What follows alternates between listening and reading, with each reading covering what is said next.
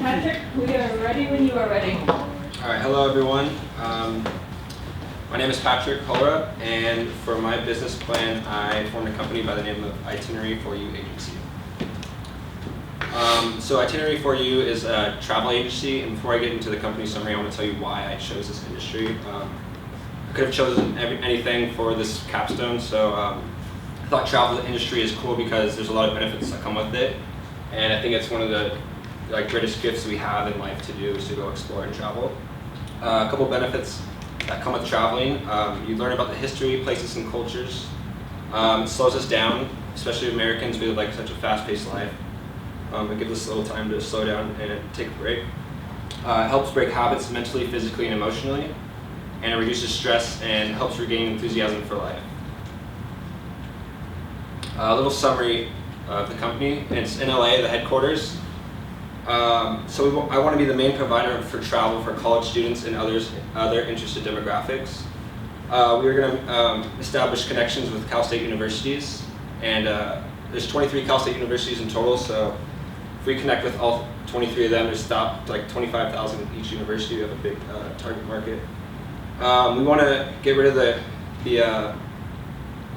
the phrase broke college student. You hear that all the time. People have money to travel. The purpose is easier planning process while saving money. So a little bit about the management. There's one owner, which is me, 3 to 4 full-time employees, 2 to 3 part-time employees, and campus representatives. So each time we establish a connection at a campus, we'll have a representative on campus. The stakeholders, a little graph of the stakeholders as well.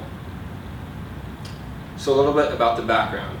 The travel market is responsible for 14.9 million American jobs. 910 of these come in California alone, so there's almost 1 million in California. It generated 2.1 trillion for the U.S. economy in 2014, and I think there's a stat that if this wasn't there, then each American household would be paying $1,000 extra in tax revenue. With globalization, the world's becoming a lot bigger, becoming more as one. And with that, there's more traveling. More of it is for business, but it just gives you an idea of where traveling is going. The young travelers, which Itinerary for You is going for, ages 18 to 24. In 2014, 217 billion of the total 1.088 trillion in 2012 earnings. So that's about 20% of this 7-age span. And I'll get into a quote a little later, but young travelers like to classify themselves as adventurous and exploring. In 1999, the online travel market reached 15.1 million people who booked online, and it quadrupled in 12 years to 70 million online. And then for leisure travel, which is what Itinerary for You will be working in, it generated 621 billion in 2013 versus 266 billion in business travel. And David Chapman summed up a quote pretty spot on for the target market. It says, young travelers today want more than ever to enrich themselves with cultural experiences, to meet local people, and to improve their employability when they return home. So the products and services. The products Itinerary for You is kind of like a bundle, pre-packaged itinerary plan. So we have step-by-step itinerary for how to get there, how to get home, where you're staying, where you're eating at, pretty much everything. Especially with the Europe, you're going for a month, so we have it all planned out, how you're getting there. For Las Vegas, it's 3 days and 2 nights. This is the #1 product because it is so close to the Cal State schools. It's about a 4-hour drive from here. Probably people the Cal States up north will fly, so kind of based around their budget. It's just a weekend, so this is a year-round product. College students can go whenever. There's 40 million visitors in Vegas each year, and recently there's been a decrease in gambling and an increase in entertainment. They are putting more money into nightclubs, pool parties, and stuff, and cutting back on other sources of money. So for Europe, the plan is 1 month. It's in northern, southern, or eastern Europe. Study abroad students in California and America, over half of them choose Europe as their destination of choice. So this kind of gives you an idea of where they like to go. is rich in history and culture. And for this, it's a seasonal product because they're in school most of each semester. So it'll go around like May, July, June, and December. And also with this package, there's a pre-departure meeting that breaks down how you're getting, every place you go to, how you're getting there, when you're going, all that kind of stuff. For Cancun, there's a week vacation, and it is aimed towards the spring break time. This is the #1 destination for college spring breakers, according to the Chicago Tribune. And with this as well, there's transportation, hotel, meals, and other amenities. Sales projection for the first year.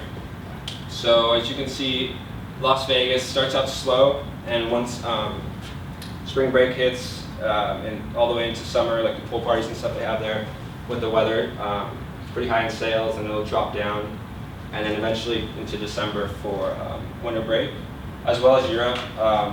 There's not many. All right here is probably other demographics besides the college students, and then once it gets to May, June, July, and like the tourist season, it goes up. And as well as Cancun, very low right here, and then once spring break hits is the main selling point for that. Competitors. So Expedia and Travelocity are probably the two biggest online travel companies today. They offer flights, hotels, package deals like I am, so they offer both. But for their package deals, it's only flights and hotels. They don't have other like attractions, restaurants to eat at, other stuff that I'm going to be providing. Explorica is very similar to my company because it offers the plans just like I'm doing. It's pretty much like a replica of mine. But I think the Europe trips are only like 7 to 10 days, and I think that's a little not too long to go there and see everything that you want to see. I feel like if you're going to go all that way, you need to spend the money and be there for at least a month. Study abroad, even though it's not a company, it's still a competitor because it takes away from clients for my company. Strategy and implementation. So I'm trying to post flyers around Cal State campuses. There's hundreds, even thousands of kids who go to school each day on 23 campuses. If you have like banners hung in their gymnasiums, anything to catch their eye. The student agent concept, which is, let's say a student at Cal State Long Beach wants to go to Vegas with their friends for 10 days or for the weekend, and it recruits 9 of its friends to come along and come with him. Then we give him, the student agent, a free trip because he recruited 9 other students. Spend advertisement money wisely, and by that I mean, so all this is high in sales. We want to target the months that are low in sales and advertise mostly around there before the months of high sales come. Competitive pricing, and then social media sites. A recent survey of 260 students, 95% of them said they used Facebook, 80% Twitter, and 73% Instagram. So I think this is like a huge platform to use especially for this company and traveling. I don't know about you guys, like when you see friends posting pictures and stuff of places they're going, it really influences you to do the same and want to go there. Instagram, you can hold, like I wrote in my business plan, you can hold like photo contests. So wherever you go on, you can hashtag like a contest and you end up winning a free trip. SWOT analysis. So the strengths, there's desirable travel destinations backed by research. The connections with the Cal State universities. It's a promising market in the travel industry. Pre-planned itinerary or custom, which I forgot to mention, I'm sorry. So there's the 3 package plans, or you have the option to create a custom itinerary and we can work with you and establish that. Weaknesses, there's no brand image coming into a new market. Small variety of products. And then a single component travel deals. We don't have that, like Travelocity and Expedia, they have just flights, just hotels, but we only have the package deals. Opportunities, expand to other California universities. So instead of just Cal States, we can go to UCs, even being in LA, like USC, LMU, maybe even here. Larger product mix, so maybe more package plans. And a Los Angeles market, I feel like there's a big population, I think 16 million in LA alone, so we can work with them and try to get some business here. Threats, there's a weak economy. If there's a weak economy, there's less traveling. Travelers planning their own trips. Some people really like planning their own trips and try to find their cheapest way of traveling, avoid using any company. Thriving competitors and study abroad. The income statement. So the total revenue I would start out with is 1,447,750, and after cost of goods sold, payroll, get 264,000. Subtract the operating expenses like advertisement, rent, supplies, and other expenses such as depreciation and loan, and you get a net income before income tax of 70,382. After income tax, it's 25,595, which leaves me with a net income of 44,788. This is my years 1 to 3 revenue. I'm still kind of working on this and getting the percentages down, but by year 2, I plan to make a 58,947 net income, and by year 3, 67,403 net income. The break-even analysis. So it was a little tough for my project because I have numerous products and margin revenues for each. So what I did is the monthly break-even point is 83,427, which I still think is pretty large. I need to work on that. I took each product and the profit margin revenue, and I multiplied it by the percent of predicted sales mix, and you get a number for each. Once you add all those up, you get the average profit margin per unit. After that, I divided that by 83,427, and that's saying I need to sell 198 units, average units per month, which is kind of high. So after that, multiply 198 times the percent of predicted sales product mix, and you get the number of products for each product that I need to sell in order to break even for that month. But this isn't saying that I have to sell this exact number. It won't happen. I could sell like 93 packages to Europe one month and I'd still break even, or a lot of Las Vegas trips. I think it was like 470 something to break even. The unit sales break even analysis. So this is just a little graph of the break even point. 198. This is the total fixed cost for each month, and the break even. Status update. So I definitely still need to work on the financials. Break even for sure, and just kind of crunching on the numbers, making sure everything fits. I think my monthly break even amount is too high, but I think I can work on that. Innovative marketing techniques, and I think this leads into how I can expand to other demographics besides college students and in the LA market, and find ways to target them rather than just look solely on the college students. And that is about it.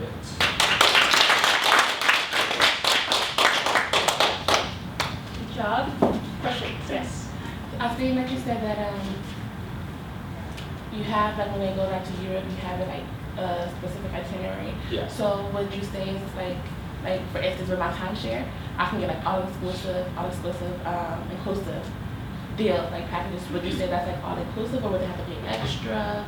Well, the plan was to kind of like work around people's budgets. That's what I was trying to get into, maybe in like 498. Like, if people don't want to spend as much, there would be like a deal. Instead of flying from one city to the next, you can use the train or like something else, or stay in an Airbnb rather than a hotel, or stay at a hostel. So like, I wanted to like make these connections with companies and either make like a cheaper package, a middle package, or a more advanced package, depending on the budgets. If that answers your question. Okay. Question? No. To be a student agent, do you have to recruit like 9? It depends on the package. Europe, there probably wouldn't be one just because of how big it is and the length of the trip. But for a Vegas trip, probably is the only one I'd be doing it for. I'm not sure the exact statistics, but it was around 9 or 10. It was enough for to still benefit from that and make more people aware of it. With regards to your financials, Yeah.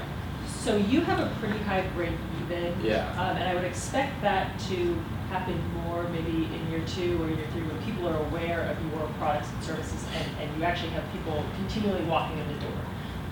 Do your financials start from year 1, including getting up and running and really trying to connect with the students, or does your year 1 reflect you having already taken all those operational measures prior to opening your door? I think it was prior to opening, like my year one income. Is that So what you you're, mean? yeah, so you're, are you, I guess my question is probably poorly worded, but I'm trying to figure out, to me, a total revenue of 1.5 in year one is high. Yeah. Unless you've taken all those operational measures such that students are already aware of and banging down your door prior to opening Yeah, your it's- local business. Otherwise, I would expect a ramp up. Yeah, and that's what I'm still working on. Like, I don't know, like the year one income, I'm already making a profit. I feel like I just need to work with like the margin revenues for the products and all that, work on that, because I know my financials are still shaky. Okay, but you're working on it. Great, good job.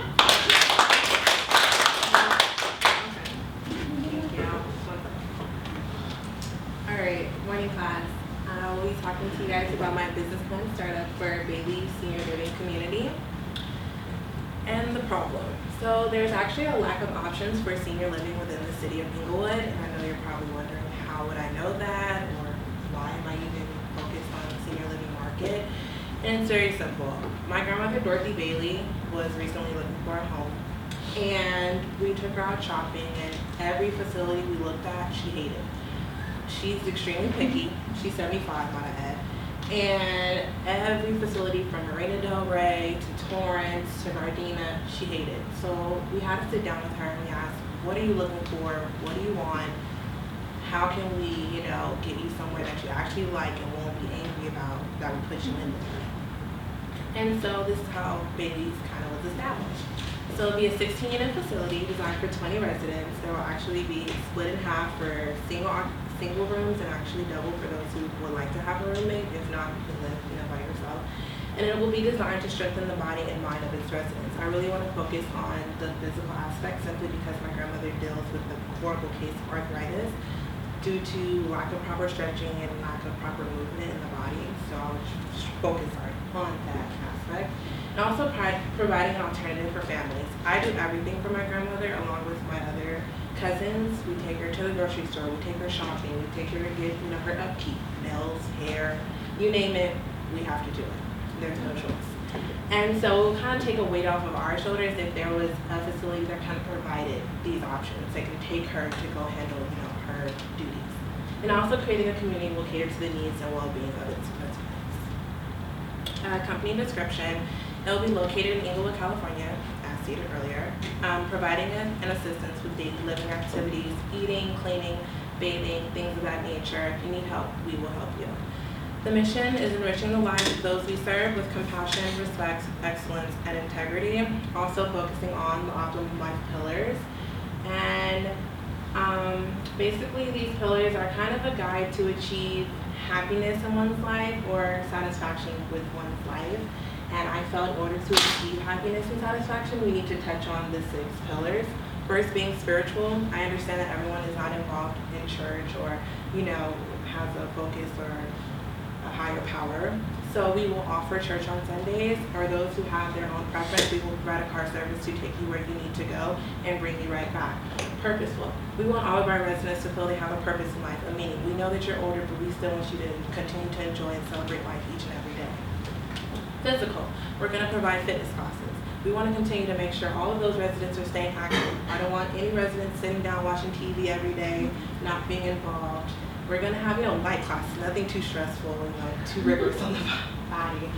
Definitely emotional. What I mean by that, basically not holding anything in. We want our residents to be able to feel they can speak out and know that they can rely on the other people who live there and have each other's backs and, build relationships and talk about their past or bring up, what was some fond memories they had growing up, different things of that nature. Social, definitely want everyone to be interacting with one another. We're going to have parties, not parties, but parties of gatherings, get-togethers, different people come, family members. If you don't have family, of course, we're your family. I don't want anyone just, oh yeah, there's Diamond, she's always to herself, she's kind of, a loner. No, we're going to make sure Diamond's, we're going to make sure, everyone's involved. And definitely intellectual, keeping the mind moving, always having something occurring during different times of the day. Workshops, computer classes. I don't mean having seniors on computers, but kind of teaching you guys the basic functions, such as how to send an email, how to send a fax, kind of how to do basic things. I use my grandma as an example all the time. She's kind of old school, she has me go pay her bills, writing a check and mailing it. And I'm like, Grandma, you can definitely call it, do it online. So that's kind of what I mean, kind of getting people up to date with technology. Industry background. The senior living industry is currently worth $330 million, and more than 1.8 million people are currently living in assisted living facilities, and it's actually became the #1 alternative for long-term care options for older Americans. And also, over 54.5% of the senior population have at least one disability, whether it be arthritis or disease of the nervous system, such as Alzheimer's, scoliosis, or epilepsy. Products and services. Of course, I would have a 24-hour surveillance simply because I would want someone monitoring the building. Also having cameras to make sure, making aware who's coming in, who's leaving. Also having a front desk person, making sure if someone comes to visit, if they're supposed to be here, if the residents expecting guests, making sure, everyone's staying on top. Daily activities, we'll have, of course, your typical knitting and stuff, but also want to have, light dance classes, kind of just continue the focus to keep the body moving, different things of that nature. And I really want to focus on the health and wellness activities, simply because my facility will be mainly focused on that. I will have a physical therapist come in each week to target on certain body parts, such as 1 week the arms, 1 week the legs, 3rd week feet, just different, focusing on different aspects of the body. And of course, we will have entertainment, bands, speakers, karaoke night, talent shows, just to keep, them uplifted and have a kind of a positive vibe still moving around in the facility. And definitely having religious and devotional practices. I'm sorry, I'm not trying to force the Bible down anyone's throat, but a lot of the residents within the city of Inglewood are predominantly Christian Catholic, so I thought maybe adding that would help, having in my facility. And definitely weekly outings. There will be like a sheet you can sign up where you would like to go, and we'll have all the residents vote where they would like to go first, second, third. And I'm thinking, the zoo or something kind of fun, sightseeing. I don't want them to think life is over once they come to my facility. I definitely want them to know that we're going to continue to celebrate, have fun, and just live. I don't want them to just think, yep, pretty much over now at Ashley's facility. No, you're going to have fun, sorry. But, and lastly, we're going to provide transportation. If you need to go, to the doctor, or for example, my grandmother needs to get her hair done, we'll provide a car service to take you where you need to go. My target market, definitely focusing on Inglewood, cannot stress that enough. And so I'm going to focus first on those who live within a 5 to 10 mile radius of the facility, those who are ages 65 and up, and those who need some form of assistance. And lastly, those who receive government assistance. My grandmother, who is currently on SSI, those who don't know, Social Security income, it's kind of hard for her finding a place because a lot of things don't cover or take government assistance. And so I'm trying to, of course, reach out to those who are on it. My marketing plan is kind of simple. I'm going to use brochures, of course, a website. I really want to focus on community outreach events simply because the residents within Inglewood always find a reason to have a party of some sort. So I would kind of use this to have maybe a rally or a block party to let them know what's coming, what they can look forward to in the future. And definitely radio advertisement, KJLH, which is a huge station based in Inglewood. They're all about promoting up-and-coming business, those who are trying to do better for the community, so I would use that also as an outlet. Social media, not really Twitter and Instagram, of course, since that's a younger demographic. I would use more so Facebook, because I'm pretty sure a lot of your parents or a lot of my grandparents, a couple of my aunts and uncles are on there, and my grandfather's on there for some reason. So I'm pretty sure the word can get out and it will help someone, somehow. And of course, door to door. I think word of mouth is also effective and an inexpensive way of getting my facility out. Operational. Plan to have 2 full-time employees, myself and of course the manager. I plan to actually have the manager stay there and provide a room for them to live there, simply because issues happen at all times of the day. And I would not like for something to happen and the manager isn't there to handle the problem, or no one is available and you can't get a hold of the person. And I can't stress when I have issues at a business and the manager's not there, and they're like, oh, you can come back in the morning or call later. No, we don't have time for that. So there will be a manager there to figure out all the issues and solve all the problems. I'll have about 15 part-time employees. I know that's kind of high, but I'm assuming that the cooks and different employees will have assistants, so I kind of have to put that into consideration. And I will have independent contractors such as, my maintenance man, contractor, physical therapist. The list kind of goes on. The massage therapist, I'm actually going to provide massage therapy for those who are feeling a little bit tense and stressed in my facility. I'll have someone come out, and provide massage therapy. And so in total, we're looking at 22 employees at total salary and wages at $55,720. Management organization, I see myself as the executive director, and under me, we will have, human resources who are over like the nurses, the dietitians, the physical therapists, and all the other employees.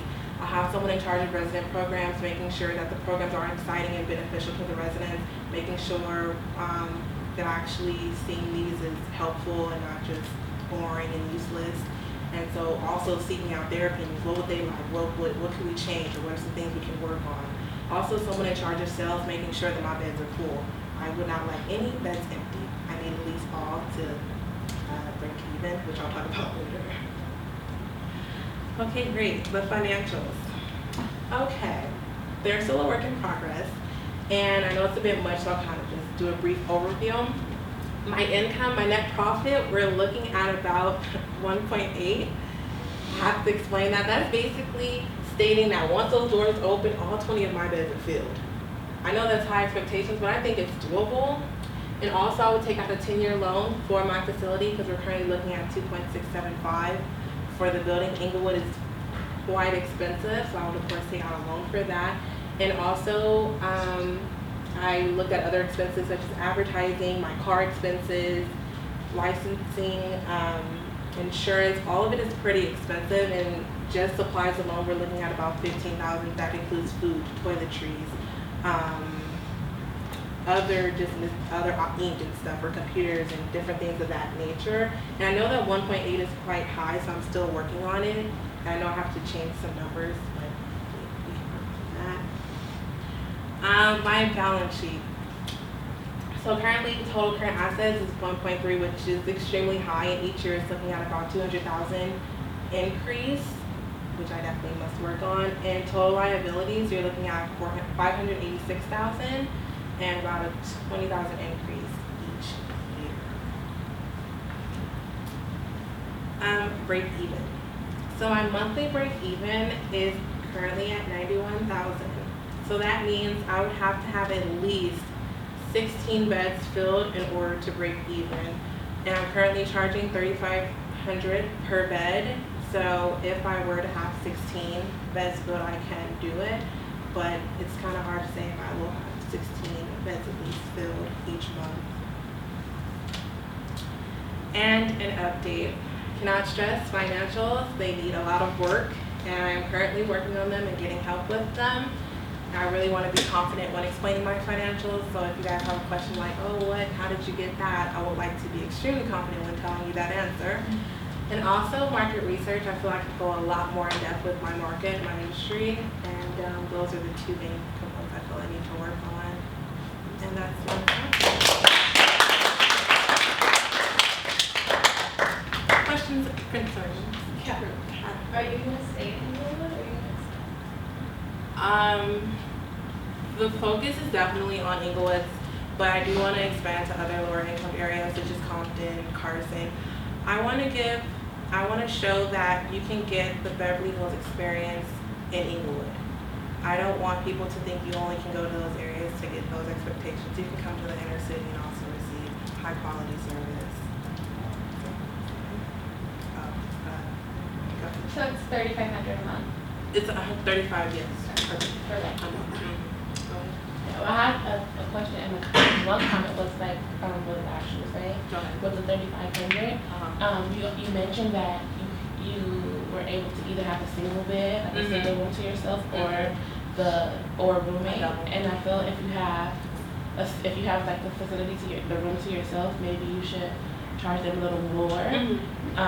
I know they do that like with the dorms and stuff too. Like if you have the room by yourself, it's a little extra. And then if you have a roommate, and then it's a little cheaper that way. It won't be, well, if I'm gonna pay the same price, I might as well get the room by myself. For sure. And then you have more people wanting the rooms by themselves. Right. Rather than, having the option to split the room.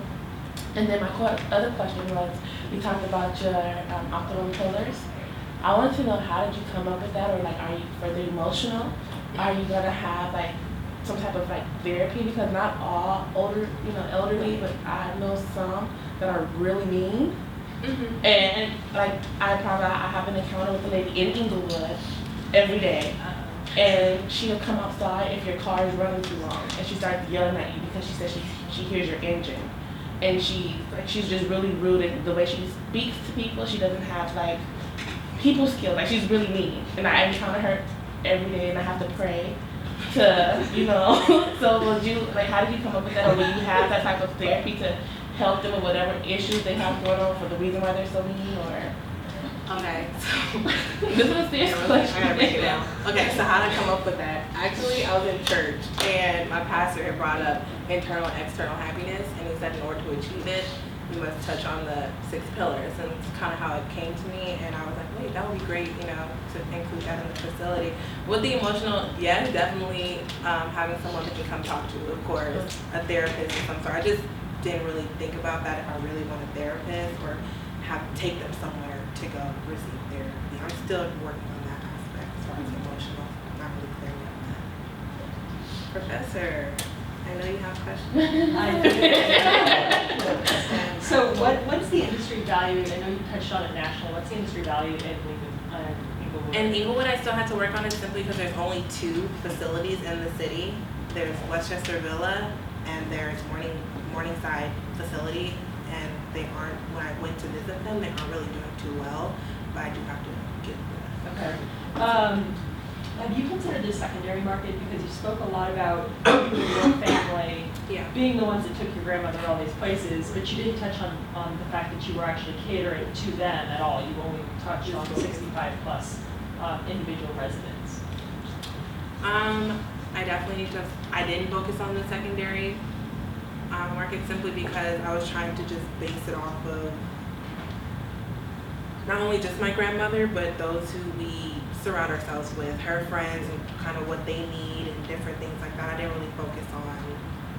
So you won't be marketing to the families at all? Okay. 2 questions about your financials. This first one is, one of the slides on the payroll said that your financials were $55,000. Yes. I assume that's a month? Yes. And Oh, your yes. break-even financials are $175. Is that annual or monthly? It was or? no, it was annually, which So that math doesn't make did. sense. If Okay, I you're- have to double check that. Okay. And then the other one is, if you're focusing on government assistance, the reason people don't accept government assistance is because the reimbursement is too low. So how are you planning to combat that in your financials? If you're driving after a group where you know the reimbursement is low, how are you planning to get to your financials right? That's a great question that I did not even consider when I suggested reaching out towards government assistance. So I definitely have to look into that. But financials are in progress, so that's Oh good. yeah.